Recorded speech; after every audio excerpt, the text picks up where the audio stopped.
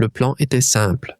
Pointer le télescope le plus avancé du monde à 13 milliards d'années-lumière, aux confins du temps, et y voir l'univers à l'état de bébé. Mais le bébé que nous avons trouvé n'était pas un bébé. C'était un adulte pleinement développé. Dans cette première image, des galaxies comptant des centaines de milliards d'étoiles nous observaient depuis une ère où elles n'auraient dû être que des nuages de gaz. Certaines étaient déjà plus grandes que notre propre Voie lactée. Pourtant, le problème est encore plus profond que leur taille. L'espace lui-même semble s'étendre à 2 vitesses différentes, simultanément. Une tension de 8% que personne ne peut expliquer. Si vous êtes prêt à voir les lois de la physique être déchirées, aimez et abonnez-vous, car l'univers que nous voyons n'est pas celui qui nous a été promis. Nous commençons. Le monde scientifique croyait en une histoire, sur la façon dont l'univers fonctionnait. Nous pensions qu'après le Big Bang, tout n'était qu'un gaz chaud et informe. Nous supposions que ce gaz s'était lentement aggloméré, formant les premières étoiles, puis que ces étoiles avaient donné naissance à de petites galaxies, et qu'au fil de milliards d'années de fusion, les structures gigantesques d'aujourd'hui étaient apparues. C'était une histoire d'évolution cosmique, lente, patiente et prévisible, jusqu'à ce que cette première image, en juillet 2022, tombe sur les écrans de la salle de contrôle de la NASA. Car à cet instant précis, tout ce que nous savions a changé. Cette image disait que l'histoire était fausse. Pour comprendre, il faut d'abord regarder ce que fait James Webb. Le télescope s'est verrouillé sur un point du ciel plus petit qu'un grain de sable tenu à bout de bras. Un point qui semblait presque entièrement sombre. Il a regardé cette minuscule obscurité pendant des heures. Cette technique est appelée champ profond. Le but est de capturer même la lumière la plus faible, la plus lointaine. Dans cette zone de la taille d'un grain de sable, Webb a trouvé des milliers de galaxies. C'était un exploit en soi. Mais le vrai choc est venu lorsque les scientifiques ont zoomé sur l'image. Là, en plein milieu de ce cadre, se trouvaient des galaxies qui n'auraient pas dû être là. Des galaxies grandes, brillantes, entièrement formées. Des structures que chaque modèle, chaque équation, qualifiait d'impossibles. Car la lumière de ces galaxies avait commencé son voyage alors que l'univers n'avait que quelques centaines de millions d'années. Cela correspond à environ 2% de l'âge actuel de l'univers, qui est de 13,8 milliards d'années. C'est comme si, sur le calendrier cosmologique, un bébé ressemblait à un adulte quelques secondes après sa naissance. Les modèles disaient qu'à cette époque, il ne devait y avoir que de petites protogalaxies, irrégulières et chaotiques. Mais Webb avait trouvé des gratte-ciel achevés sur ce chemin de terre primitif. C'est pourquoi des physiciens comme Alison Kirkpatrick, Akrassas, qui ont consacré leur carrière à construire ces modèles, ont admis avoir vécu une crise de foi. Ce qu'ils voyaient ébranlait fondamentalement tout ce qu'ils avaient construit pendant des décennies. Alors, comment est-ce possible? Comment Webb peut-il voir si loin dans le passé? Car la lumière est l'ultime machine à remonter le temps. Elle met du temps à nous parvenir. La lumière du soleil qui frappe votre visage en ce moment a quitté le soleil il y a 8 minutes, quand vous voyez Proxima Centauri, l'étoile la plus proche en dehors de notre système solaire. Vous la voyez telle qu'elle était il y a 4 ans, car sa lumière a mis 4 ans pour nous atteindre. Pourtant, Webb pousse cette logique à son extrême. Il observe des galaxies situées à 13 milliards d'années-lumière. Cela signifie que nous voyons ces galaxies telles qu'elles étaient il y a 13 milliards d'années. Comme l'univers lui-même à 13,8 milliards d'années. Webb observe l'enfance de l'univers, ses premiers repas. Mais il y a une astuce physique ici. À mesure que l'univers s'étend, il étire la lumière qu'il contient comme un élastique. La lumière provenant de l'univers primordial a été tellement étirée pendant son voyage que ses longueurs d'onde, normalement ultraviolettes ou visibles, se sont complètement décalées vers le spectre infrarouge. C'est le décalage vers le rouge. L'œil humain ne peut pas voir l'infrarouge.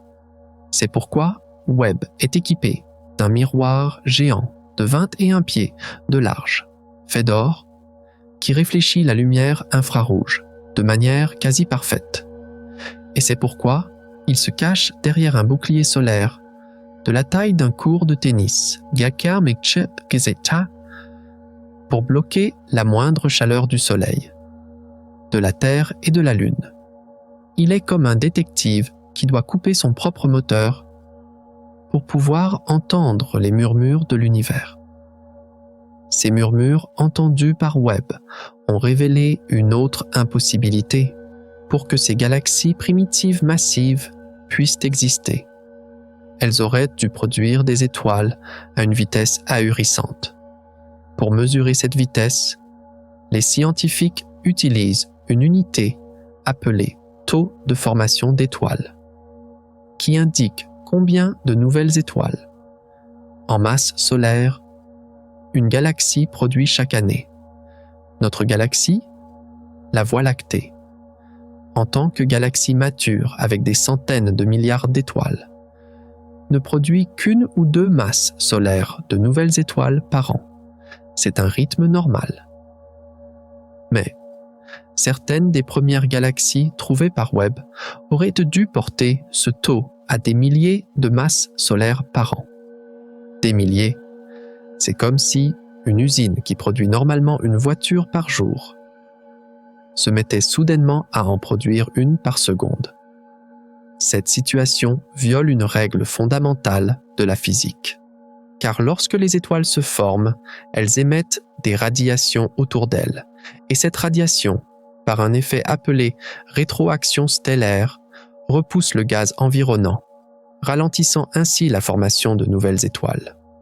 C'est un frein naturel, un système d'autorégulation. Mais, dans ces premières galaxies, soit ce frein ne fonctionnait pas du tout, soit quelque chose appuyait si fort sur l'accélérateur que le frein n'avait aucun effet. Le tableau qui se dessine est donc le suivant. Tout au début de l'histoire cosmique, il y a des galaxies beaucoup plus grandes qu'elles ne devraient pas l'être. Nous pouvons les voir, car nous avons une machine à remonter, le temps qui capture leur lumière décalée vers l'infrarouge par l'expansion de l'univers. Et la seule façon pour ces galaxies d'être aussi grandes était de produire des étoiles à une vitesse qui bouleverse les lois connues de la physique, presque comme une explosion. Chaque découverte soulève une question plus grande que la précédente. Mais ce ne sont là que les pièces visibles du puzzle, car au centre de ces structures impossibles se cache quelque chose qui grandit encore plus vite qu'elle. Quelque chose dont l'existence même contredit le temps. Si les gratte-ciels de ces galaxies sont surprenants, que se cache-t-il à la base de ces gratte-ciels ? Car à la base de ces gratte-ciels se trouve quelque chose d'encore plus impossible, des trous noirs supermassifs. Au centre de la Voie lactée, il y a un trou noir nommé Sagittarius A étoile. Sa masse équivaut à environ 4 millions de soleils. Cela peut sembler gigantesque, mais à côté de ce que Webb a trouvé dans l'univers primitif Sagittarius, A étoile est en fait assez modeste, Webb a détecté des trous noirs qui avaient atteint des centaines de millions, et dans certains cas, des milliards de masses solaires, avant même que l'univers n'atteigne son premier milliard d'années. C'est là que la physique connue est vraiment mise à l'épreuve, car les trous noirs grandissent en mangeant. Gaz, poussière, étoiles, ils avalent tout ce qui s'approche trop près. Et ce processus d'alimentation a une limite. Quand un trou noir essaie de se nourrir trop rapidement, la radiation émise par la matière qui l'avale devient si puissante qu'elle empêche plus de nourriture de s'approcher. C'est comme souffler sur sa propre nourriture pour l'éloigner. Les scientifiques appellent cette limite la limite d'Eddington. C'est la limite de vitesse naturelle à laquelle un trou noir peut croître. Le calcul est simple, à la limite d'Eddington. Il faut environ 1 milliard d'années à un trou noir pour passer de 0 à 1 milliard de masses solaires. Mais Webb a trouvé des trous noirs ayant atteint cette taille alors que l'univers n'avait que 400 à 600 millions d'années. Le temps ne suffit pas. Le calendrier ne fonctionne pas. C'est comme un gâteau qui doit cuire pendant 4 heures, mais qui sort du four parfaitement cuit après seulement 30 minutes. Ce n'est pas de la chance. Cela signifie que la recette est fausse. Pour expliquer cette vitesse de croissance impossible, les scientifiques ont plusieurs théories, mais aucune n'est entièrement satisfaisante. Une idée est un mécanisme appelé trou noir à effondrement direct. Normalement, un trou noir se forme à la mort d'une étoile géante. Mais selon cette théorie, dans les conditions particulières de l'univers primitif, un nuage de gaz géant pourrait s'effondrer directement en un trou noir, sans jamais passer par le stade de l'étoile. Cela donnerait au processus une graine de départ gigantesque de l'ordre de dizaines de millions de masses solaires. Le temps nécessaire à la croissance serait ainsi réduit. Pourtant, les preuves de cela sont encore indirectes. Une autre idée est l'accrétion super-Eddington. Dans ce scénario, les trous noirs de l'univers primitif auraient pu trouver un moyen de dépasser la limite d'Eddington en aspirant le gaz par d'étroits canaux, leur permettant de contourner la pression de radiation. Mais maintenir ce processus sans interruption pendant des centaines de millions d'années est un autre problème, car ce que Webb trouve n'est pas une simple anomalie. Ces trous noirs primitifs gigantesques ne semblent pas être l'exception, mais la règle.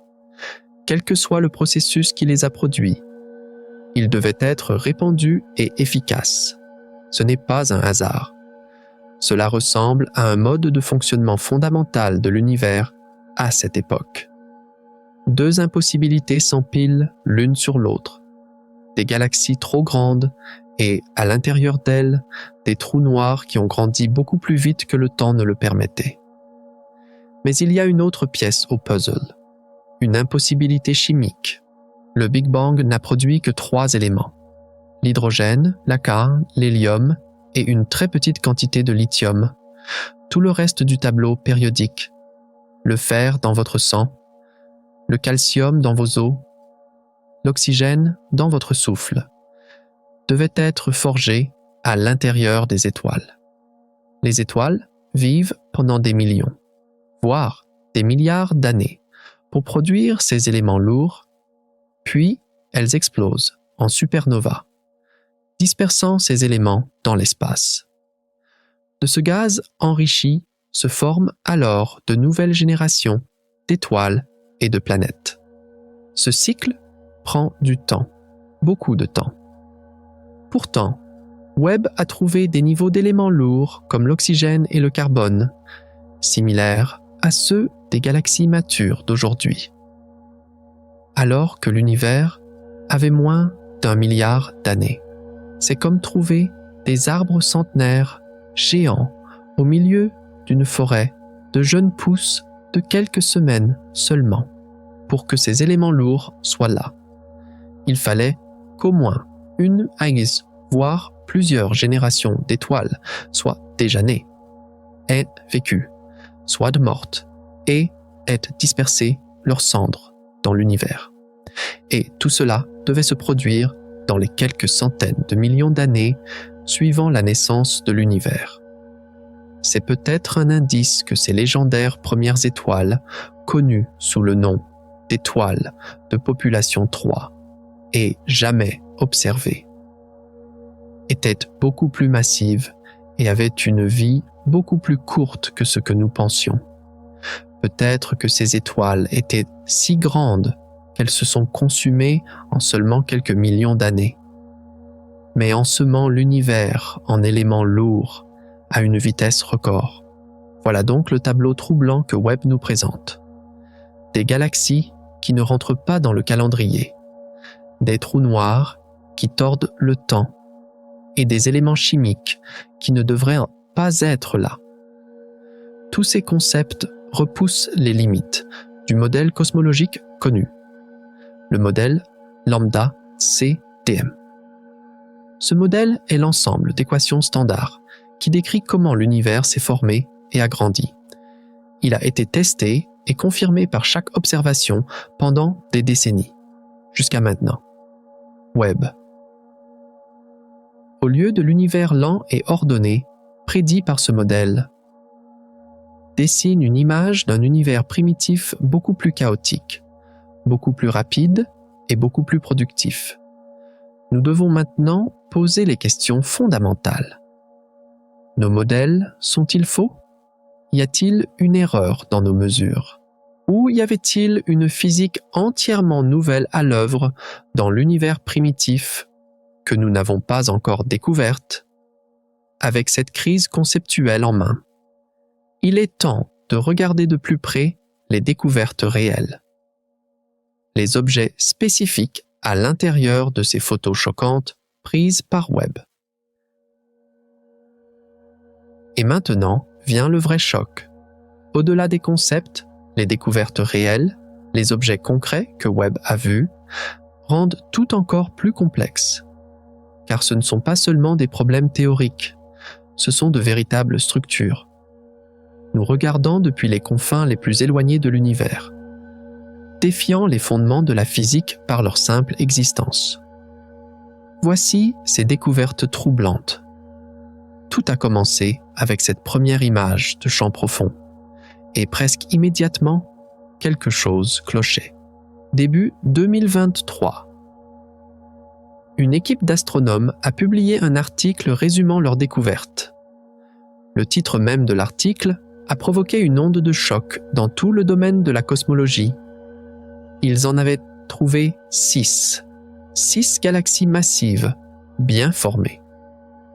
Leur lumière avait commencé son voyage alors que l'univers n'avait que 500 à 700 millions d'années.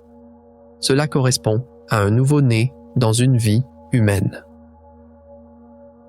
Mais ces bébés avaient le poids d'adultes. La masse totale d'étoiles en leur sein était incroyable. Une de ces 6 galaxies, à elle seule, contenait environ 10 fois le nombre d'étoiles de toute notre galaxie, la Voie lactée. Notre galaxie a mis des milliards d'années pour atteindre sa forme actuelle. Cet objet avait accompli la même chose en une fraction infime du temps. Le responsable de la recherche, Ivo Labbé, a résumé la situation simplement. Trouver ces galaxies, c'est comme faire un recensement et découvrir que les nouveau-nés ont le même poids que les adultes. Physiquement, cela ne devrait pas être possible, car pour former autant d'étoiles en si peu de temps, il fallait un taux de formation d'étoiles qu'aucun mécanisme connu ne permettait. C'était comme trouver, sur un chantier dont les fondations venaient à peine d'être posées, des gratte-ciel entièrement terminés une semaine plus tard, avec leurs fenêtres, leurs halls et leurs habitants. Les scientifiques n'ont pas paniqué, ils sont restés silencieux, puis ils sont retournés à leurs ordinateurs et ont commencé à tout vérifier, chaque équation checked depuis le début. Mais plus Webb regardait en profondeur, plus la situation empirait. Et le télescope ne trouvait pas seulement des galaxies, mais aussi les monstres à l'intérieur.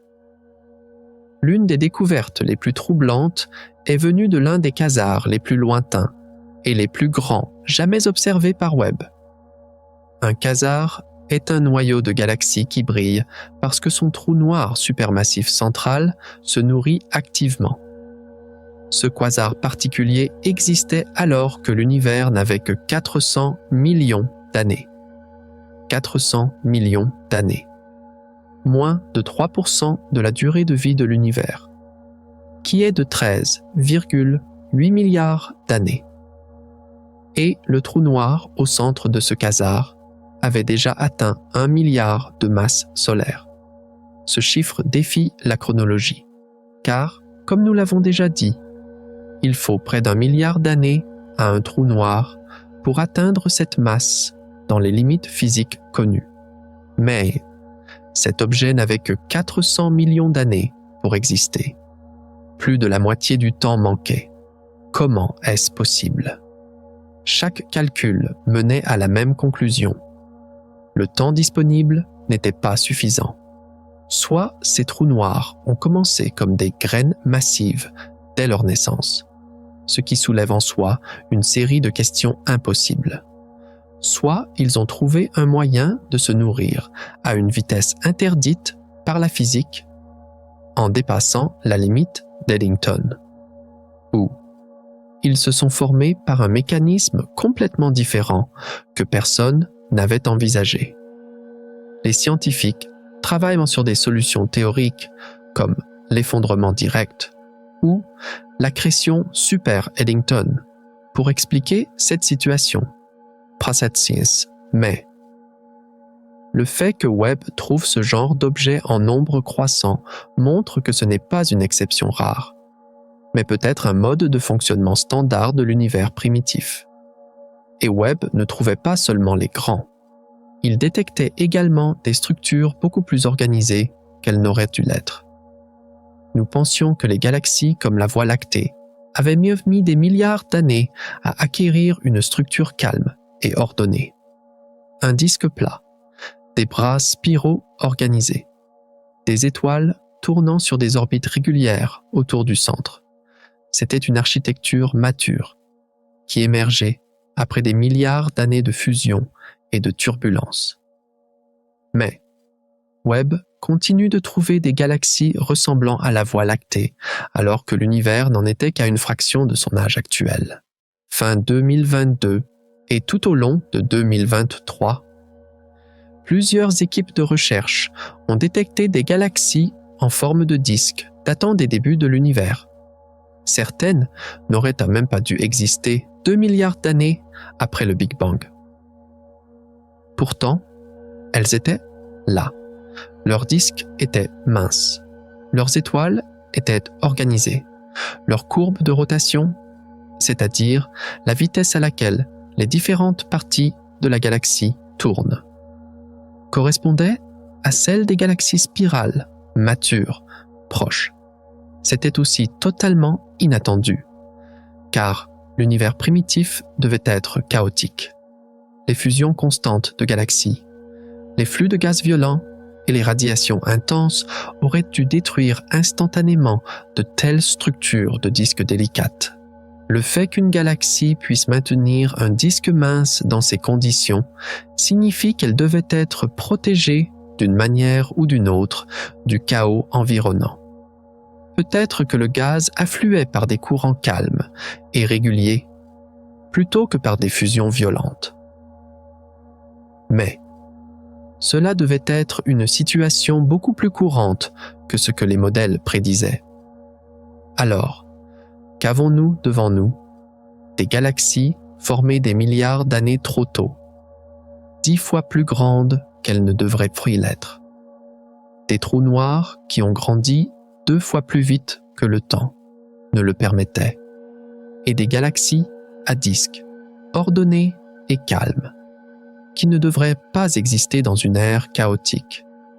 Chaque découverte à elle seule aurait suffi à ébranler les modèles cosmologiques. Mais, toutes ensemble, elles dessinent une image entièrement nouvelle. Alors, que voient les scientifiques lorsqu'ils assemblent ces découvertes? Que nous disent ces découvertes singulières sur la structure de l'univers à la plus grande échelle? C'est pourquoi les scientifiques pensent que ces découvertes singulières indiquent un schéma plus vaste. L'univers ne produit pas seulement des anomalies aléatoires. À la plus grande échelle, il a une structure, un squelette. Nous l'appelons la toile cosmique. Et cette toile, que Webb cartographie, approfondit encore l'un des plus grands mystères connus, car les fils de cette toile semblent avoir été tissés beaucoup plus tôt qu'ils n'auraient dû. La toile cosmique est le squelette de l'univers. Elle est composée de filaments gigantesques, principalement faits de matière noire. Le gaz s'écoule le long de ces filaments comme dans des rivières et se rassemble au point de jonction des filaments, les nœuds, pour former les amas de galaxies. Le modèle standard prédisait que cette toile devait être beaucoup moins prononcée dans l'univers primitif, avec des filaments plus minces et des amas plus petits, comme une ébauche grossière. Mais Webb a trouvé un dessin presque terminé, là où il ne devait y avoir qu'une ébauche. Une équipe de recherche a détecté un proto-amas massif en formation, la graine d'un futur amas de galaxies. Seulement 800 millions d'années après le Big Bang, cette structure avait déjà rassemblé des dizaines de galaxies et elle était entourée de filaments de galaxies s'étendant sur des centaines de millions d'années-lumière. C'était la même structure de toile que nous voyons dans l'univers mature. Pour qu'autant de galaxies se trouvent et commencent à fusionner si tôt, le squelette de matière noire sous-jacent devait s'être mis en place beaucoup plus tôt et de manière beaucoup plus efficace que ne le prévoyaient les modèles. Ce qui nous amène directement à la nature de la matière noire. Se comportait-elle différemment dans l'univers primitif par rapport à aujourd'hui? Mais Webb n'a pas seulement trouvé des endroits pleins, il a également trouvé des endroits beaucoup plus vides qu'ils n'auraient dû l'être. Et parfois, l'absence de quelque chose peut être plus effrayante que sa présence. Voici le vide du Bouvier, l'un des plus grands vides connus dans l'univers observable. Il se trouve à environ 700 millions d'années-lumière et mesure environ 330 millions d'années-lumière de large. Même en voyageant à la vitesse de la lumière, il vous faudrait 330 millions d'années pour le traverser d'un bout à l'autre. Ce vide est une énigme depuis sa découverte en 1981, car les vides cosmiques sont normaux. Mais le vide du Bouvier est anormalement vide. Statistiquement, même dans un vide de cette taille, on devrait trouver quelques galaxies, quelques structures à la traîne. Pourtant, ce vide est beaucoup plus désert qu'il ne devrait l'être. Webb, en cartographiant la distribution des galaxies autour de telles structures, trouve d'autres vides dans l'univers primitif qui sont à la fois plus grands et plus vides qu'ils ne devraient l'être. Le fait que ces vides gigantesques se soient formés si rapidement signifie que la matière en a été évacuée beaucoup plus vite que prévu, ce qui suggère à nouveau que l'équilibre des forces dans l'univers primitif, en particulier le comportement de l'énergie noire, pourrait être différent de ce que nos modèles supposent. Le fait que certains endroits de l'univers soient beaucoup plus peuplés que prévu, tandis que d'autres sont si étrangement vides, pourraient être les deux faces de la même équation. Et puis, il y a les rouges, dans les images de champs profonds de Webb, des points petits, denses, brillants et distinctement rouges ont commencé à apparaître, dispersés comme des braises sur un champ sombre. Les scientifiques leur ont donné un nom simple, les petits points rouges, et après en avoir examiné des dizaines, personne n'a pu expliquer avec certitude ce qu'ils sont. Leur rougeur provient du décalage vers le rouge, qui indique leur distance. Mais ces objets ne correspondent pas au profil d'une galaxie standard. Normalement, la lumière d'une galaxie obscurcie par la poussière peut paraître rouge. Mais la distribution de la lumière de ces points ne correspond pas à cela. Ils ne ressemblent pas non plus exactement à un quasar brillant, alimenté par un trou noir actif. Ce qui les rend vraiment étranges, c'est leur compacité. Ils ont une énergie énorme, comprimée dans un très petit espace. La théorie principale est que ces points rouges sont des objets, où un trou noir très grand et actif est enveloppé dans un épais cocon de poussière. Le trou noir produit une énergie immense. Cette énergie chauffe la poussière, et la poussière réémet cette énergie sous forme infrarouge, créant cette couleur rouge. Si c'est vrai, cela pourrait représenter une phase de croissance des trous noirs que nous ne connaissions pas auparavant. Mais cette théorie a aussi un problème, les chiffres. Webb en trouve beaucoup trop, si chaque point rouge est un trou noir dans un cocon de poussière. Alors, la population totale de trous noirs à cette époque devrait être plusieurs fois supérieure à ce que prédisent les modèles. Toutes ces découvertes, galaxies impossibles, trous noirs qui tordent le temps, toiles cosmiques précoces, vides gigantesques et points rouges mystérieux, lorsqu'elles sont réunies, dressent un tableau de crise cohérent, à toutes les échelles de l'univers, de la plus petite à la plus grande. Nos modèles sont insuffisants. Nous comprenons mal quelque chose. Mais au milieu de toute cette confusion, vous êtes-vous jamais demandé comment ce télescope géant fonctionne? Comment il capture cette lumière ancienne et crée ces images incroyables? Car les capacités techniques de Webb sont elles-mêmes au moins aussi stupéfiantes que ses découvertes. Alors, comment Webb fait-il tout cela? Quelle est la technologie qui lui permet de voir des objets si lointains, si faibles, si anciens? Car ce télescope n'est pas seulement un grand miroir, c'est un ensemble de systèmes incroyablement sensibles, travaillant en harmonie, conçus pour révéler les secrets les plus profonds de l'univers. Ralentissons un peu le rythme des découvertes choquantes et regardons sous le capot de cette machine. Car lorsque vous comprenez comment Webb fonctionne, vous saisirez mieux pourquoi ces découvertes sont si révolutionnaires. Tout commence par la position. Webb est stationné à près d'1 million de miles, environ 1 500 000 km, de la Terre, sur une orbite spéciale connue sous le nom de point de Lagrange, 2 ou L2. Ce n'est pas un hasard. L2 est une sorte de point d'équilibre gravitationnel où les forces de gravité du Soleil, de la Terre et de la Lune s'équilibrent mutuellement. Cela permet au télescope de rester presque parfaitement stable avec un minimum de carburant. Mais ce n'est pas le plus important. Au point L2, le Soleil, la Terre et la Lune restent toujours dans la même direction. Cela permet à Webb de garder son énorme bouclier solaire constamment tourné vers ces 3 sources de chaleur, maintenant ses instruments sensibles en permanence dans l'ombre et à une température glaciale. Ce bouclier est l'une des pièces les plus critiques de Webb. Une structure géante de la taille d'un court de tennis à 5 couches.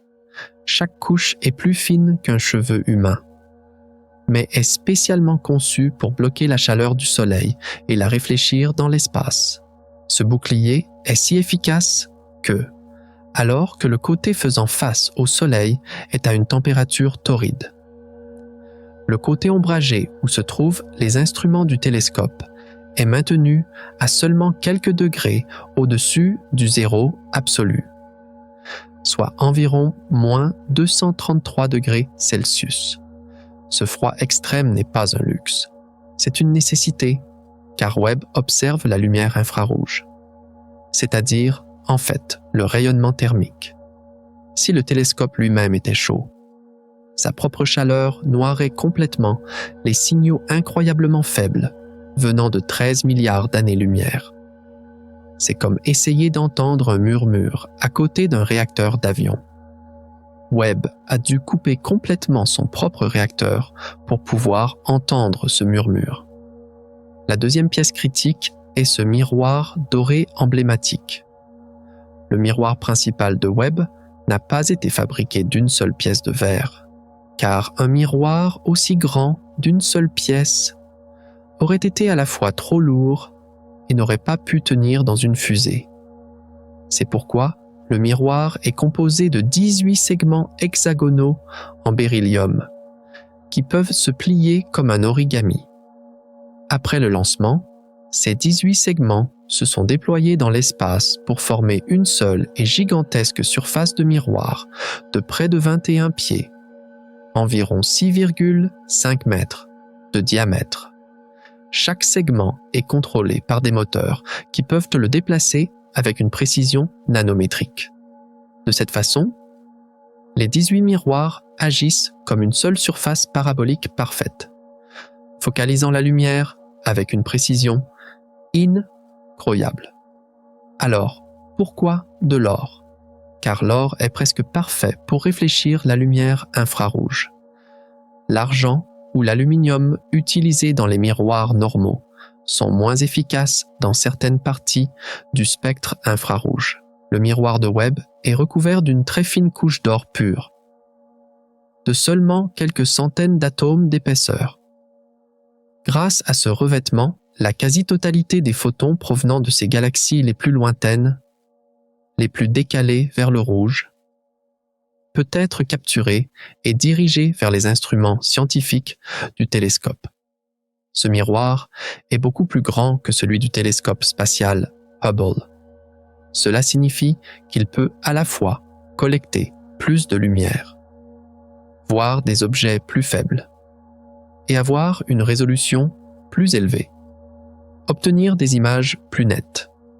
Cependant, il ne suffit pas de prendre une simple photo d'une galaxie pour vraiment apprendre quelque chose à son sujet.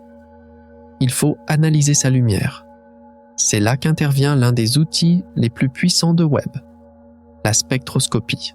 Lorsque la lumière d'une galaxie passe à travers un prisme, elle se décompose en ses couleurs, comme un arc-en-ciel. Mais cet arc-en-ciel n'est pas parfait.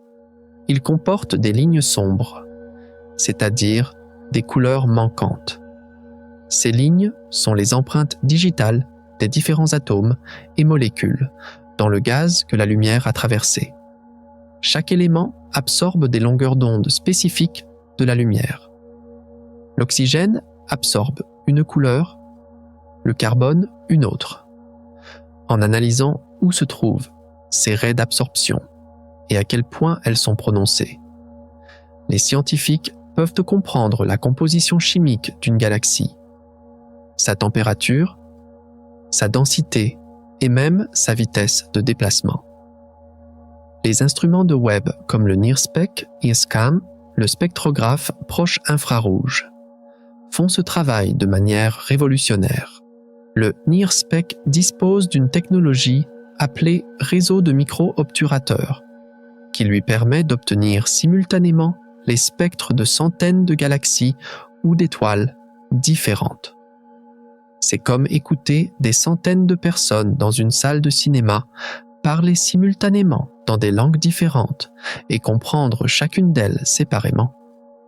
Les anciens télescopes comme Hubble ne pouvaient généralement obtenir le spectre que d'un seul objet à la fois. Cela ralentissait incroyablement la recherche en espace lointain.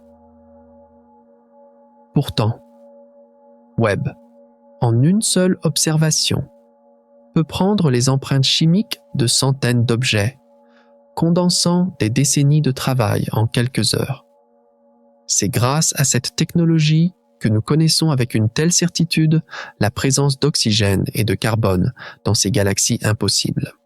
Nous parlons donc d'un télescope stationné dans l'un des points les plus froids et les plus stables de l'univers, protégé par un bouclier de la taille d'un court de tennis, équipé d'un miroir origami géant, plaqué hors Kachis et capable de prendre simultanément les empreintes chimiques de centaines d'objets.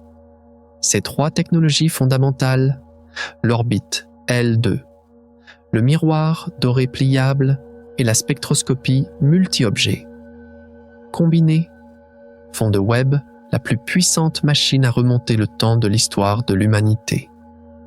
Mais, même ces technologies ne pourraient pas nous permettre de voir les objets les plus lointains, sans l'une des astuces les plus étranges que nous offre l'univers.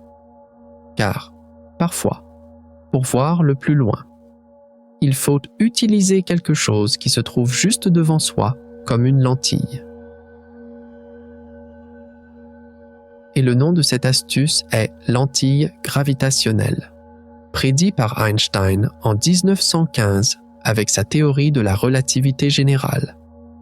Cet effet repose sur le principe que la masse courbe l'espace-temps et que la lumière voyageant dans cet espace-temps courbé voit également sa trajectoire déviée.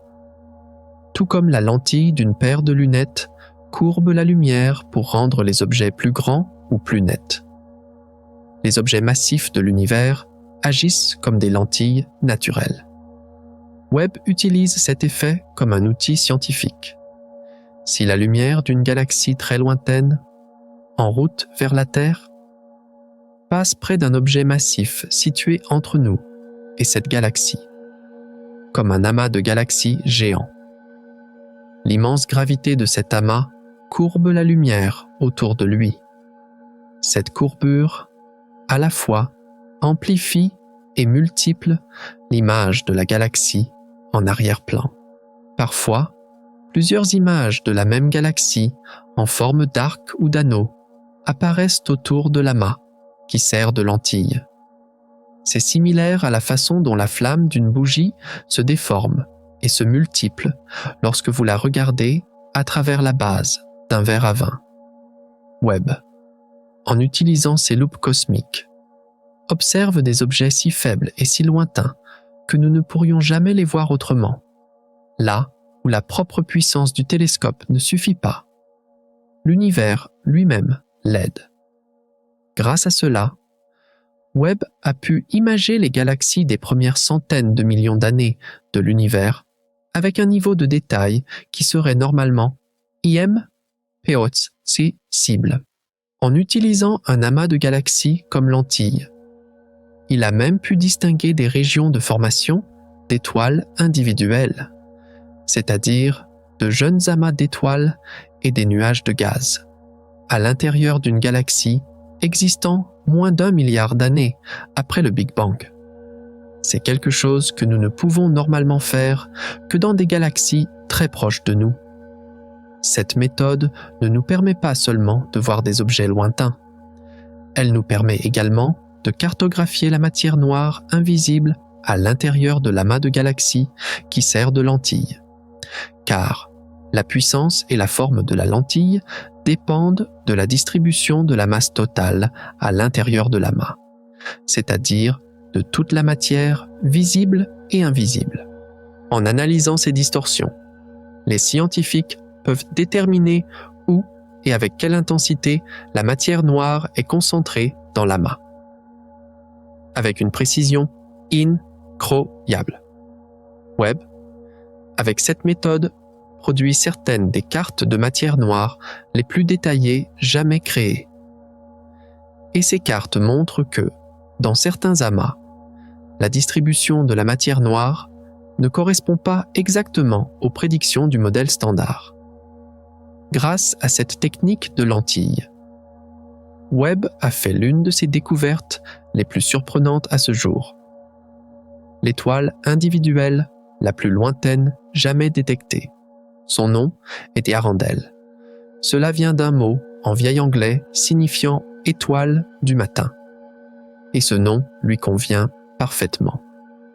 Car la lumière d'Arendelle a commencé son voyage il y a environ 12,9 milliards d'années.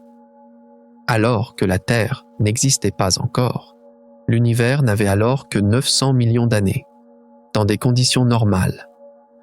Il est impossible de voir une seule étoile à cette distance. Les étoiles, par rapport aux galaxies, sont incroyablement petites.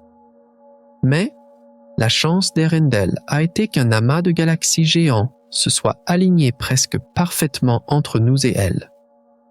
Cet alignement était si précis que la lentille gravitationnelle a amplifié la lumière d'Arendelle des milliers de fois, transformant un objet normalement invisible en une cible brillante pour Webb.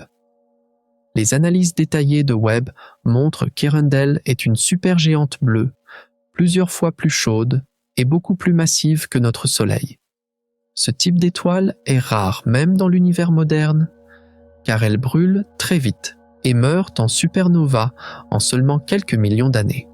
Trouver une telle étoile à une époque aussi précoce confirme que l'univers primitif produisait effectivement des étoiles à l'extrémité la plus massive du spectre. Plus intéressant encore, Arendelle n'est pas seule. Son spectre indique qu'il y a probablement une deuxième étoile en orbite autour d'elle. Étudier un système d'étoiles doubles d'une période aussi précoce pourrait offrir des indices précieux sur la façon dont les premières populations d'étoiles se sont formées. Mais Arendelle est également importante pour ce qu'elle n'est pas.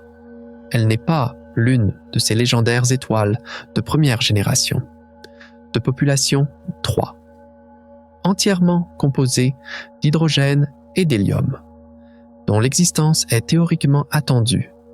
Son spectre porte des traces d'enrichissement chimique, c'est-à-dire des éléments lourds.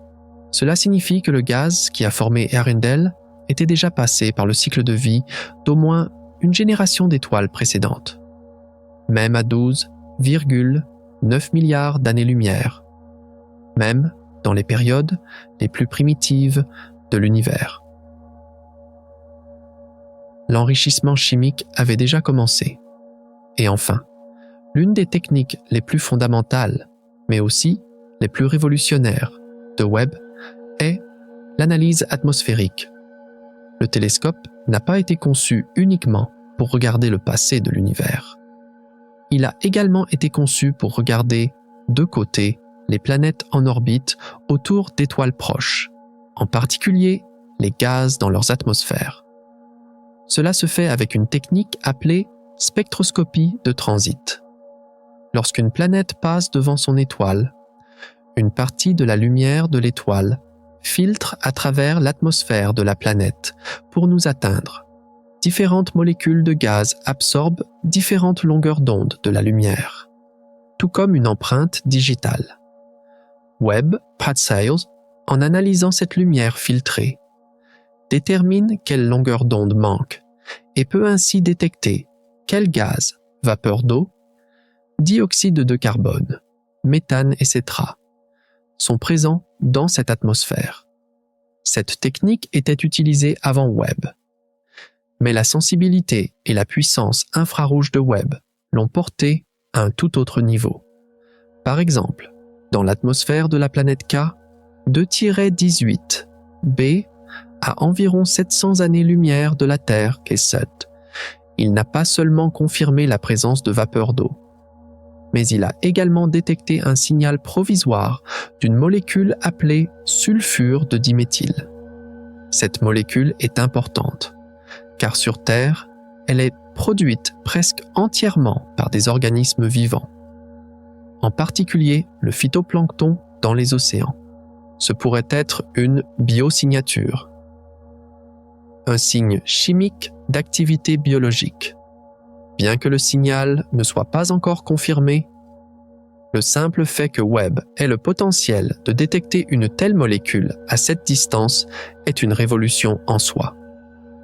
Nous examinons donc une technologie qui utilise la propre gravité de l'univers comme une loupe, qui peut voir une seule étoile à 13 milliards d'années-lumière et qui peut rechercher des indices de vie dans l'atmosphère d'une planète à des centaines d'années-lumière.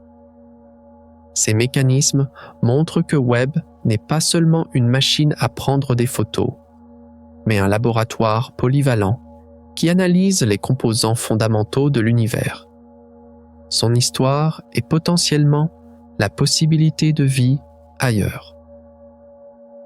Mais toutes ces techniques et découvertes réunies nous amènent à l'une des questions les plus troublantes, les plus fondamentales. Un problème concernant l'univers lui-même, Siarosoi Koprost, son comportement à la plus grande échelle. Une tension que les scientifiques n'ont pas pu résoudre depuis des décennies et que Webb a encore aggravée. Mais toutes ces techniques et découvertes nous ramènent à un seul endroit. À une crise qui se trouve au centre de la cosmologie depuis des décennies. Une crise qui n'a jamais été résolue. Une tension. Et la mission de Webb était de résoudre cette tension. Mais il ne l'a pas fait. Il l'a approfondie, l'a rendue encore plus inévitable. Nous arrivons maintenant au point culminant de la vidéo, car la découverte la plus bouleversante de Webb n'est pas une seule galaxie ou un trou noir. C'est une incohérence concernant l'univers lui-même. Un chiffre. Et ce chiffre menace tout ce que nous savons. Tout tourne autour d'un nombre. Ce nombre qui indique la vitesse d'expansion de l'univers. Son nom est la constante de Hubble. Et depuis des décennies, il y a deux manières principales de mesurer cette constante. La première consiste à regarder l'univers proche. Les astronomes mesurent les distances en utilisant des étoiles spéciales et des supernovae dont nous connaissons la luminosité avec précision. Ensuite, ils mesurent à quelle vitesse ces objets s'éloignent de nous. Lorsque vous divisez la vitesse par la distance, vous obtenez la constante de Hubble. Cette méthode vous donne un nombre. La deuxième méthode consiste à regarder l'univers antique. Les scientifiques étudient le fond diffus cosmologique, le rayonnement résiduel du Big Bang. En se basant sur la physique de l'univers primitif, ils calculent ce que devrait être la vitesse d'expansion aujourd'hui. Cette méthode vous donne également un nombre, et c'est là que la crise commence. Ces deux nombres ne correspondent pas, ils ne sont même pas proches. Il y a une différence d'environ 8 à 10% entre eux. En cosmologie, c'est un gouffre énorme. Les scientifiques ont appelé cette crise la tension de Hubble. Avant le lancement de Webb, beaucoup espéraient que cette tension disparaîtrait avec de meilleures mesures. Peut-être y avait-il de petites erreurs dans les données des anciens télescopes. Peut-être que la poussière faussait les mesures. Webb a anéanti ses espoirs. Le télescope a été utilisé pour revérifier l'échelle des distances qui constitue la base de la méthode de l'univers proche.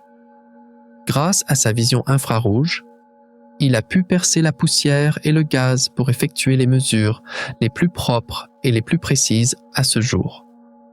Le résultat ? L'incohérence a été confirmée. Elle a même été renforcée. Webb a prouvé que la tension n'était pas une erreur de mesure. La tension était réelle. Cela signifie qu'il manque quelque chose de gigantesque dans notre modèle. Soit la physique de l'univers primitif était différente de ce que nous avons calculé, soit la physique de l'univers proche est plus complexe que nous ne le pensions. Ou la possibilité la plus troublante. Il existe un nouveau composant dans l'univers dont nous ne connaissons même pas encore le nom. Cela ressemble aux crises de la physique du début du XXe siècle, qui ont conduit à la naissance de la mécanique quantique. différentes expériences donnaient des résultats contradictoires. Et la solution a nécessité une compréhension entièrement nouvelle de la physique. La tension de Hubble pourrait être le moment quantique de la cosmologie. Et Webb a ouvert la porte à ce moment en grand, et au cœur de cette tension se trouve le composant le plus mystérieux et le plus dominant de l'univers, l'énergie noire. Cette force mystérieuse qui constitue environ 68% de tout ce qui se trouve dans l'univers est la raison de l'accélération, de l'expansion de l'univers. Nous ne l'avons pas détectée directement. Nous ne savons pas ce que c'est. Nous voyons seulement que l'expansion s'accélère et nous savons que quelque chose doit la pousser. Nous avons appelé ce quelque chose l'énergie noire. Dans le modèle le plus simple et le plus largement accepté, on suppose que l'énergie noire est constante, une sorte de pression de fond, identique partout et à tout moment, qui pousse l'espace à un rythme constant. On l'appelle la constante cosmologique et elle s'intègre parfaitement dans les équations d'Einstein. C'est la pierre angulaire du modèle standard, MEIS.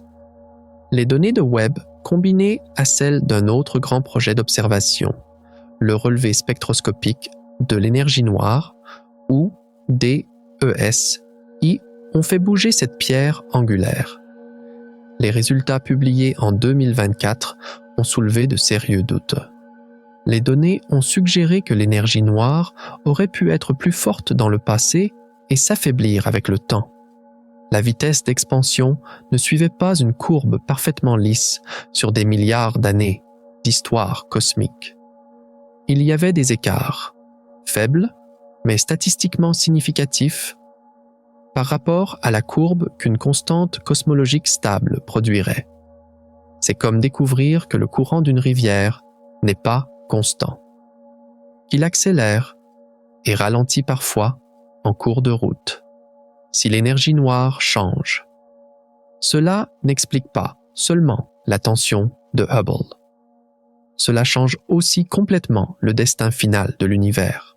Si elle s'affaiblit, un jour la gravité pourrait reprendre le dessus et arrêter l'expansion, voire l'inverser.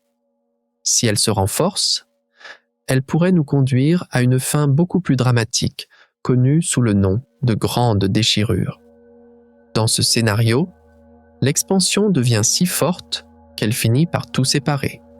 D'abord les amas de galaxies, puis les galaxies, puis les planètes, et enfin les atomes eux-mêmes, jusqu'à les déchirer. Webb n'a pas écarté cette possibilité. Au contraire, il a mis le modèle de l'énergie noire constante sous une pression sérieuse pour la première fois. Avec les données les plus précises à ce jour, cette idée d'une énergie noire changeante nous ramène directement au problème des galaxies impossibles que Webb a vu depuis le début. Car si l'énergie noire était plus forte dans le passé, alors l'univers primitif était un endroit beaucoup plus énergétique et dynamique que ne le suppose le modèle standard. Cette poussée supplémentaire aurait pu entraîner une formation de structures beaucoup plus rapide. La matière noire se serait agglomérée plus vite. Le gaz aurait afflué plus efficacement dans les galaxies. Dans ce cas, ces galaxies qui semblent trop grandes pour leur âge pourraient en fait être parfaitement adaptées aux conditions accélérées de l'univers à cette époque. C'est peut-être la clé qui unifie tout. Une seule idée, une énergie noire changeante, pourrait expliquer à la fois les galaxies impossibles, les trous noirs démesurés et la tension de Hubble. Ce serait le genre de solution élégante que les scientifiques adorent. Mais, pour le confirmer, il faudra bien plus de données que ce que Webb seul peut fournir. C'est la plus grande énigme de la cosmologie. Et la solution à cette énigme déterminera non seulement le passé de l'univers, mais aussi son avenir et son destin final. Tout est caché dans cette différence de 8%. Et comme si tout cela ne suffisait pas, l'univers nous présente une autre anomalie. Une étrangeté non seulement dans son comportement, mais aussi dans sa structure. L'univers est censé être isotrope, c'est-à-dire qu'il devrait paraître statistiquement identique dans toutes les directions. Où que vous regardiez, vous devriez voir la même densité de galaxies, la même vitesse d'expansion. C'est une hypothèse fondamentale de la cosmologie moderne. Mais, plusieurs ensembles de données apparemment sans rapport remettent discrètement en question cette hypothèse. Un signal provient des directions de rotation des galaxies. Dans des cartographies s'étendant sur des millions d'années-lumière, on a constaté que les rotations des galaxies n'étaient pas complètement aléatoires, mais qu'il y avait une légère préférence statistique pour une direction dans certaines régions. Un autre signal provient du fond diffus cosmologique. Dans cette ancienne empreinte du Big Bang, il y a un motif étrange où les régions les plus chaudes et les plus froides sont alignées de manière inattendue. Un alignement surnommé l'axe du mal. Webb ajoute de nouvelles données à cette image en cartographiant les distributions de galaxies aux distances les plus lointaines avec la plus haute résolution à ce jour. Et les premières analyses montrent des motifs subtils, à grande échelle, cohérents avec ces violations de l'isotropie. Si l'univers a une direction préférée, cela signifie que le Big Bang lui-même n'était pas aussi symétrique que nous le pensions. Cela change toute l'histoire du commencement, toutes ces crises gigantesques à l'échelle cosmique, l'expansion accélérée, les structures impossibles, une asymétrie fondamentale, rendent plus urgente que jamais notre besoin d'une théorie ultime qui unifie les plus grandes et les plus petites échelles de l'univers. Et cela nous amène à une possibilité inévitable, une idée que les scientifiques respectent et redoutent à la fois. Peut-être que tout ce que nous voyons n'est qu'une petite partie de l'image, d'incertitude. Même notre galaxie ordonnée et calme est le résultat de milliards d'années de fusion violente et de chaos. Et nous ne sommes pas à l'abri de ce chaos à l'avenir. Une explosion de supernova, une collision d'astéroïdes, peut à tout moment détruire cet ordre délicat que nous avons construit. C'est la fragilité de l'existence. Mais il y a aussi une beauté dans ce chaos, car le chaos est aussi la source de la créativité. Sans les processus violents de cet univers primitif, les éléments lourds nécessaires à la vie n'auraient pas été produits si rapidement. Sans ces trous noirs géants, moteurs qui ont façonné l'évolution des galaxies, peut-être que la Voie lactée n'aurait jamais atteint sa forme actuelle. La création naît de la destruction. L'ordre émerge du chaos. Notre existence même est un produit de ce chaos cosmique. Vous êtes aussi un exemple vivant de ce contraste. Chaque atome de votre corps raconte l'histoire de milliards d'années de chaos cosmique et de réorganisation. Vous êtes un ordre né du chaos, et cela vous rend à la fois fragile et incroyablement résistant. Et enfin, à la lumière de toutes ces informations, il y a un contraste auquel nous sommes confrontés avec nous-mêmes, la simplicité et la complexité. Webb nous montre à quel point les règles fondamentales de l'univers peuvent être simples et élégantes. La gravité, Sextant, l'électromagnétisme, Pan, les forces fondamentales, avec une poignée d'équations. Nous pouvons décrire le comportement de l'univers à grande échelle avec une précision incroyable. C'est la preuve la plus forte que l'univers est compréhensible. Mais Webb nous montre aussi comment ces règles simples peuvent se produire des résultats d'une complexité ahurissante. De ces équations simples émergent des étoiles, des galaxies, des trous noirs, des planètes et finalement des êtres conscients. Comment est-ce possible? Comme une forêt immense et complexe qui pousse à partir d'une simple graine. L'univers crée une complexité incroyable à partir de conditions initiales simples. La vérité tragique est que nous ne comprendrons jamais entièrement toute cette complexité. Chaque réponse soulève 10 nouvelles questions. Webb, en résolvant certains mystères, en a créé de bien plus profonds, de bien plus difficiles. C'est une régression infinie à l'horizon de la connaissance. Plus nous nous approchons de l'horizon, plus il s'éloigne. D'un côté, cela peut être épuisant et frustrant. Mais, de l'autre, cela signifie que l'aventure ne finira jamais. Cela signifie qu'il y aura toujours quelque chose de nouveau à découvrir, un nouveau mystère à comprendre. C'est le plus grand cadeau que l'univers nous offre. Un potentiel infini de curiosité et de découverte.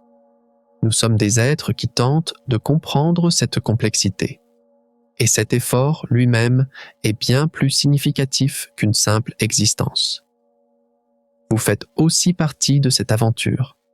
Votre esprit est un outil qui tente de simplifier cette complexité universelle. De lui donner un sens avec des modèles et des histoires. Vous êtes un conteur d'histoires. Et l'histoire que vous racontez est l'histoire de l'univers lui-même. Toutes ces réflexions philosophiques.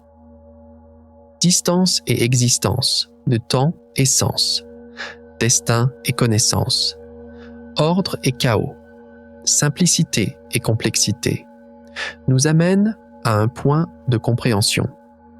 Nous ne regardons plus l'univers simplement comme une collection d'objets. Nous le voyons comme un processus interdépendant, profond et personnel. Nous savons maintenant que nous ne sommes pas seulement les observateurs de ce processus, mais aussi ses produits. Mais cette compréhension nous prépare à la prochaine couche philosophique, peut-être la plus importante. Une fois que nous avons acquis toute cette connaissance, comment faire le pas suivant? Lorsque nous dépassons les limites de la science, que reste-t-il?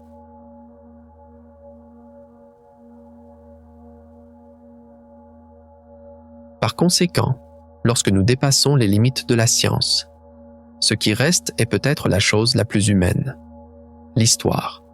Toutes ces données, lattices, équations et observations font finalement partie d'une histoire que nous nous racontons, l'histoire de l'univers, et notre propre histoire. Mais cela nous amène à une couche plus profonde, à un autre contraste puissant, la certitude et le mystère. D'un côté, il y a une certitude incroyable que la science nous offre. Webb nous fournit des données sur l'univers plus précises, plus mesurables, plus concrètes que jamais auparavant. Nous pouvons mesurer avec une précision incroyable le décalage vers le rouge d'une galaxie, la quantité d'oxygène qu'elle contient, la masse du trou noir en son centre, les molécules dans l'atmosphère d'une exoplanète. C'est l'effort de toucher la réalité, de la mettre en chiffres, de réduire l'incertitude et d'insérer l'univers dans un modèle compréhensible. C'est l'une des plus grandes forces de l'esprit humain. Chercher et trouver de l'ordre au milieu du chaos. Chaque point de données, chaque mesure confirmée, est une petite parcelle de terre que nous gagnons sur l'océan de l'ignorance. De l'autre côté, il y a un mystère beaucoup plus grand que cette certitude révèle. Comment ces deux choses peuvent-elles coexister? Comment chaque question que nous résolvons peut-elle nous laisser avec des questions encore plus profondes, encore plus fondamentales? La vérité tragique est que l'augmentation de la connaissance ne réduit pas le mystère, elle l'augmente. Webb a répondu à nos anciennes questions sur la formation des galaxies dans l'univers primitif. Mais, ce faisant, il a créé une question beaucoup plus difficile. Pourquoi se sont-elles formées si rapidement? Il a prouvé que la tension de Hubble n'était pas une erreur de mesure. Mais il a placé devant nous un mystère gigantesque. Quelle est la cause de cette tension? C'est comme si chaque nouvelle île que vous découvrez sur une carte ne faisait que repousser le bord de la carte, vous rappelant combien d'océans il reste à explorer. La connaissance ne guérit pas notre ignorance, elle la raffine, la rend plus pointue.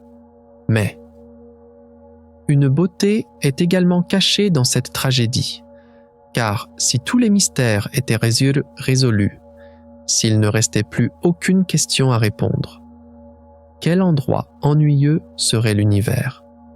Le mystère est le carburant de la curiosité.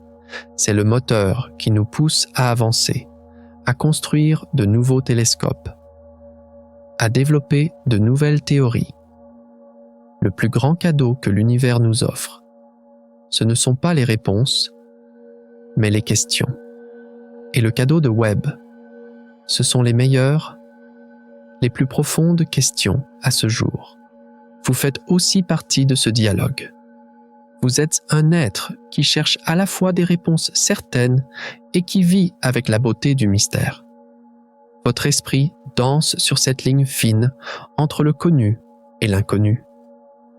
Et cette danse est l'un des aspects les plus excitants de l'être humain. Cette situation nous amène au contraste suivant, le contraste de la destruction et de la création. L'univers que Webb nous montre est à la fois un créateur incroyable et un destructeur impitoyable. Nous voyons la création dans chaque nouvelle image.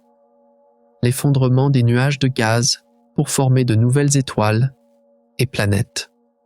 La fusion de petites galaxies pour former des structures plus grandes et plus complexes. La forge des éléments nécessaires à la vie au cœur des étoiles. C'est un processus continu de formation, de développement, d'augmentation de la complexité. Mais, en même temps, Webb nous rappelle que la destruction est une partie intégrante de la nature de l'univers. Ces premières étoiles géantes, les étoiles de population 3, ont explosé en supernovas massives qui se sont autodétruites après seulement quelques millions d'années.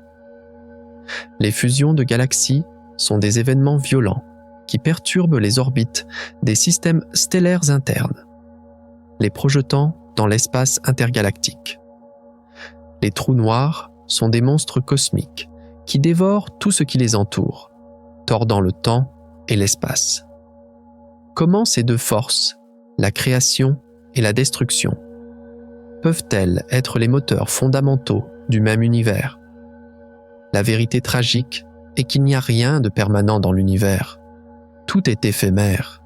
Les étoiles meurent, les galaxies entrent en collision et l'univers lui-même, dans des milliards d'années, gèlera dans une mort thermique ou sera déchiré par une grande déchirure. Notre propre existence, à cette échelle cosmique, n'est qu'un éclat instantané. C'est la finitude inévitable de l'existence. Mais, il y a aussi une création dans cette destruction. Si ces premières étoiles n'avaient pas explosé, de nouvelles étoiles et planètes. Et finalement, nous n'aurions pas pu nous former de leurs cendres. La création naît des cendres de la destruction. Pour que quelque chose commence, autre chose doit finir. C'est le cycle le plus fondamental de l'univers. Et ce cycle est incroyablement beau, car cela signifie que chaque fin est aussi un nouveau commencement. Vous faites aussi partie de ce cycle. Votre existence est le résultat de la destruction d'innombrables étoiles. Et votre vie, dans votre propre petit univers, est un processus constant de destruction et de recréation. Les vieilles idées meurent, de nouvelles naissent. Les vieilles cellules meurent, de nouvelles se forment. Vous êtes un être qui vit en harmonie avec ce rythme fondamental de l'univers. Et enfin, toutes ces observations nous amènent au contraste le plus personnel. Le contraste de l'individualité et de l'universalité. Tout ce que Webb nous montre souligne à quel point nous sommes petits, insignifiants, individuels. Une vie de 80 ans dans un univers de 13,8 milliards d'années. Une seule planète parmi des billions de galaxies. Un grain de poussière tournant en orbite autour d'une seule étoile parmi des centaines de milliards. De ce point de vue, nos vies individuelles, nos soucis, nos succès peuvent sembler dénués de sens. Mais, en même temps, Webb nous montre exactement le contraire. Il nous montre que les mêmes lois de la physique s'appliquent partout dans l'univers. L'atome d'hydrogène dans une galaxie à 13 milliards d'années-lumière est exactement le même que l'atome d'hydrogène dans votre corps. La gravité là-bas obéit aux mêmes règles que la gravité qui vous maintient sur votre chaise. C'est le secret le plus profond de l'univers, bien qu'il semble incroyablement diversifié et complexe. Il est fondamentalement étonnamment universel et simple. Comment ces deux vérités, notre unicité individuelle et notre similitude universelle, peuvent-elles coexister? La vérité tragique est qu'à l'échelle cosmique, nous sommes individuellement insignifiants. L'univers continuerait d'exister sans nous et continuera après notre disparition. C'est la leçon la plus difficile que notre ego doit affronter. Mais il y a aussi une beauté et une consolation incroyables dans cette vérité. Car si nous sommes tous faits du même matériau de base, selon les mêmes règles de base, alors nous ne sommes pas séparés de l'univers. Nous sommes l'univers lui-même. Nous sommes la manière dont l'univers s'expérimente, se comprend. Une feuille d'arbre ne peut être pensée séparément de l'arbre. Une vague ne peut être pensée séparément de l'océan. Nous ne pouvons pas non plus être pensés séparément de l'univers. C'est le sentiment de connexion le plus profond. C'est l'antidote au sentiment de solitude. Vous faites aussi partie de cette universalité. Vous êtes un individu singulier, unique, irremplaçable. Mais vous partagez également un lien fondamental avec chaque atome, chaque étoile, chaque galaxie de l'univers. Vous êtes à la fois un individu et une partie du tout. Et c'est peut-être la leçon la plus importante que Webb nous a enseignée. Toutes ces pensées, certitudes et mystères, destruction et création, individualité et universalité, nous amènent au cœur de la condition humaine. Nous sommes des êtres qui tentent de trouver un équilibre au milieu de ces contradictions. Mais cette quête d'équilibre nous conduit à la question philosophique suivante et finale. Une fois que nous avons acquis toute cette connaissance, toute cette perspective, comment devrions-nous vivre? Par conséquent, la question de savoir comment nous devrions vivre avec toutes ces informations nous ramène à l'une de nos actions humaines les plus fondamentales, le choix, chaque jour, à chaque instant. Nous choisissons d'intégrer ou non cette perspective cosmique dans nos vies. Et cela nous amène à notre dernier contraste philosophique, l'oubli et le souvenir.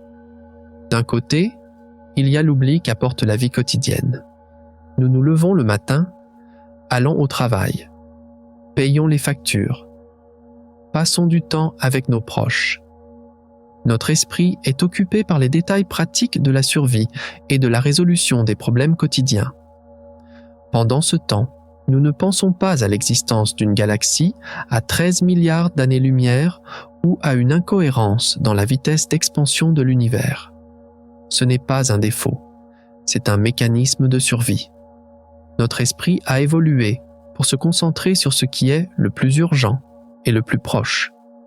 Si nous pensions à chaque instant à la grandeur de l'univers et à notre propre petitesse, nous serions probablement paralysés. Cet oubli nous donne la possibilité de mener une vie normale.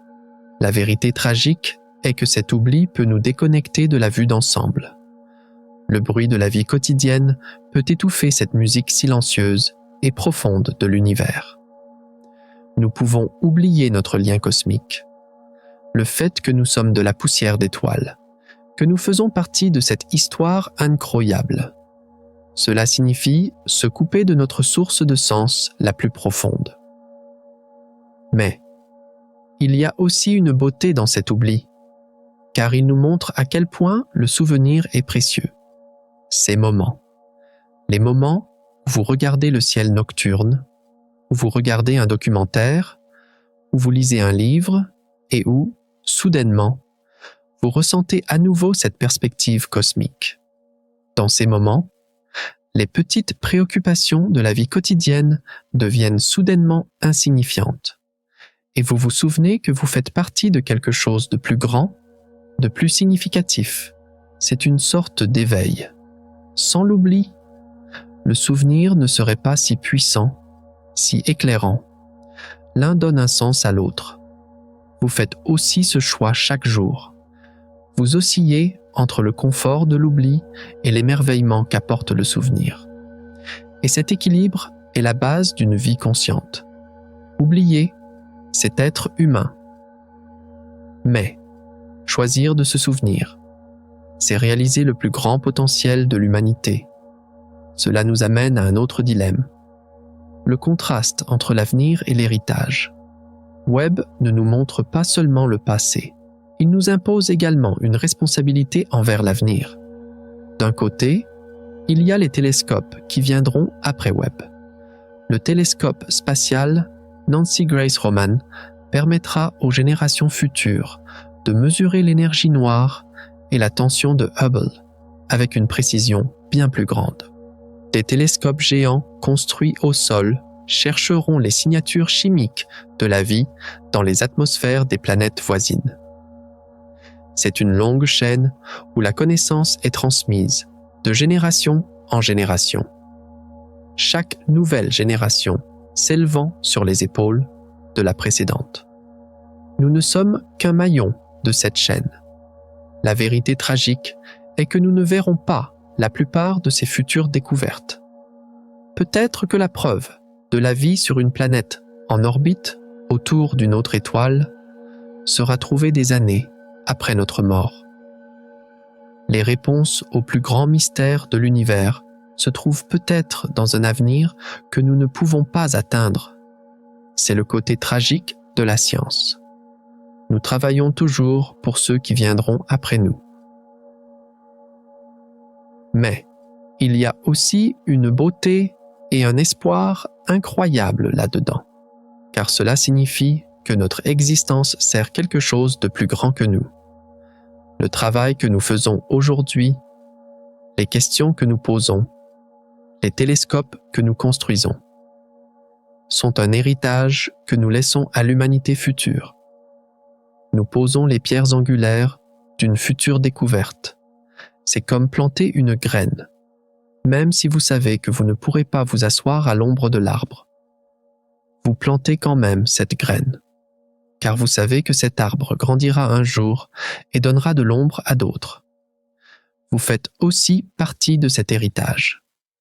En lisant ce texte, en réfléchissant à ces sujets, en partageant cette curiosité, vous ajoutez un nouveau maillon à cette chaîne. Vous ne vivez pas seulement votre propre vie, vous contribuez également à ce long voyage intellectuel de l'humanité. Et enfin, à la fin de tout ce voyage philosophique, il y a un contraste qui nous ramène à l'émotion la plus fondamentale, la connaissance et l'émerveillement. D'un côté, il y a toutes ces informations incroyables, ces données et ces mesures que Webb nous offre. Nous avons une compréhension plus profonde, plus complexe de la façon dont l'univers fonctionne. C'est la victoire de la raison. Mais, de l'autre côté, il y a ce sentiment d'émerveillement enfantin, pur, que cette connaissance éveille en nous. Le fait que la lumière d'une galaxie de 13 milliards d'années atteigne nos yeux, que le fer soit forgé à l'intérieur des étoiles, que l'univers obéisse à des lois que nous pouvons comprendre. Tout cela ne sont pas seulement des choses à comprendre rationnellement, ce sont aussi des choses à ressentir profondément. Comment ces deux sentiments, la connaissance et l'émerveillement, peuvent-ils coexister? On pense parfois que la connaissance détruit l'émerveillement. Quand vous apprenez le secret d'un tour de magie, la magie disparaît. La vérité tragique est que ce risque existe parfois. Si nous commençons à voir l'univers uniquement comme un ensemble d'équations, nous pouvons manquer sa poésie, sa beauté. C'est comme regarder une forêt et ne voir que sa valeur en bois de chauffage. Mais la vraie connaissance ne détruit pas l'émerveillement, elle l'approfondit. Savoir comment se forme un arc-en-ciel ne diminue pas sa beauté. Au contraire, cela augmente notre admiration pour cette danse élégante de la lumière et de l'eau. Comprendre le code génétique d'une fleur approfondit notre respect pour sa complexité et sa résilience. L'information que Webb nous offre est ainsi. Savoir que ces galaxies impossibles existent ne diminue pas notre émerveillement pour elles. Au contraire, cela le multiplie en montrant à quel point l'univers est créatif et inattendu. Le véritable émerveillement ne naît pas de l'ignorance, mais de la compréhension. Vous avez aussi la capacité de vivre ces deux émotions en même temps. Vous pouvez à la fois penser analytiquement comme un scientifique et ressentir de l'admiration devant la beauté de l'univers comme un poète. Ces deux ne sont pas opposés, mais complémentaires. Et lorsque vous les unissez, vous établissez le lien le plus profond avec l'univers. Ainsi, nous arrivons à la fin de notre voyage philosophique, en trouvant un équilibre entre l'oubli et le souvenir, en laissant un héritage pour l'avenir et en combinant la connaissance avec l'émerveillement. Nous essayons de trouver notre place dans ce drame cosmique. Nous savons maintenant que nous ne sommes pas seulement les habitants de l'univers, mais aussi sa conscience. Nous sommes les questions que l'univers pose et les réponses qu'il cherche. Ce long et profond voyage nous a rendus à la fois humbles et forts. Il nous a montré à quel point nous sommes petits, mais il a aussi prouvé à quel point nous pouvons comprendre. Et maintenant, il est temps de rassembler toute cette connaissance et cette perspective, et de résumer une dernière fois cette histoire incroyable. Et par conséquent, la question de savoir comment nous devrions vivre avec toutes ces informations et cette perspective nous ramène au tout début, à cet instant du premier regard. Au cours de ce long voyage, nous avons regardé les confins de l'univers à travers les yeux du télescope James Webb. Nous avons rencontré des galaxies qui ne devraient en pas exister, des trous noirs qui grandissent plus vite que le temps ne le permet, et une tension qui ébranle tout notre modèle cosmologique. Ces découvertes nous ont forcés à repenser à quel point l'univers est étrange, inattendu et merveilleux. Nous savons maintenant que l'histoire de l'univers n'est pas un développement lent et prévisible comme nous le pensions. C'est au contraire une épopée dramatique dominée par le chaos, la vitesse et le mystère. Webb nous a montré que l'enfance de l'univers n'était pas un berceau paisible, mais une arène tumultueuse. Et au milieu de cette tempête, nous avons compris une fois de plus à quel point notre propre existence est fragile, mais aussi précieuse. Vous faites aussi partie de cette histoire. Vous êtes une partie de l'univers capable de réfléchir sur elle-même, apparue à la fin de 13,8 milliards d'années d'évolution cosmique. Cette connaissance, d'une part, nous impose un poids, mais d'autre part, nous donne une force incroyable. Si ce voyage vous a apporté une nouvelle perspective sur votre place dans l'univers, si ces mystères ont aussi enflammé votre curiosité Alors, vous pouvez aider à maintenir ce feu de la découverte en partageant cette histoire, en l'aimant et en vous abonnant. Car tout ce que nous comprenons nous mène à quelque chose de beaucoup plus grand que nous ne comprenons pas.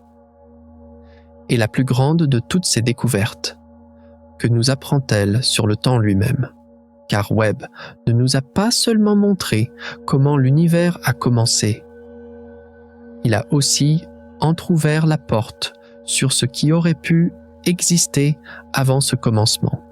Dans ce voyage, nous sommes allés jusqu'au début de l'univers, seulement quelques centaines de millions d'années après le Big Bang.